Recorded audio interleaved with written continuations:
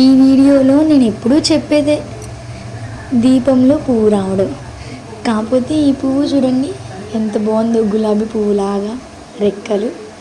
ఇదివరకు నేను పెట్టిన వీడియోలో అది చామంతి పువ్వులా ఉంది, ఇది గులాబీ పువ్వు.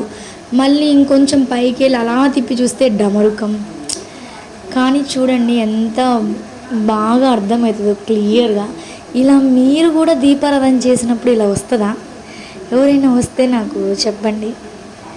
అంటే నాకు తెలుసుకోవాలి ఉండదు కదా, నేను చేస్తేనే. ఇంకా నాలాగే ఇంకా అమ్మకి ఇష్టమైన వాళ్ళు ఎంతోమంది ఉన్నారు తెలుసుకోండి. కొంతమంది మరి వితండవాదం చేస్తారు, అది ఒత్తి అదేముంది పైన కాలినప్పుడు అలా వస్తుంది అని.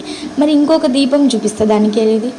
మరి ఈ దీపానికి రావాలి కదా. మరి ఈ దీపానికి మొన్న మీరు చూపించాను వీడియోలో, ఇంతకుముందు పెట్టిన వీడియోలో ఈ దీపానికి వచ్చింది, ఇప్పుడు ఎందుకు రాలేదు? ఎవరు అవునన్నా ఎవరు కాదన్నా ఎవరు ఏమన్నా అనుకున్నా అమ్మ దయ ఉంటేనే ఇవన్నీ సాధ్యం. కొంతమంది ఇలా మాట్లాడే వాళ్ళందరూ నాస్తికులు, నాకు తెలిసి మూర్ఖులు. వాళ్ళు కనీసం నాకు తెలిసినంత వరకు ఇలా వాదించే వాళ్ళు ఒక పూజ కూడా చేయరు. ఎంత చక్కగా ఆశీర్వదిస్తుందో అమ్మ.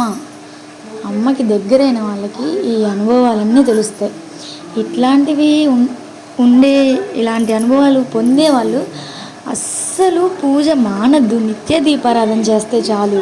ఏవేవో మొక్కులు నోములు చేయనక్కర్లా. నిత్య దీపారాధన వల్ల కూడా ఎంతో సంతోషం, ఆనందం వస్తుంది అసలు.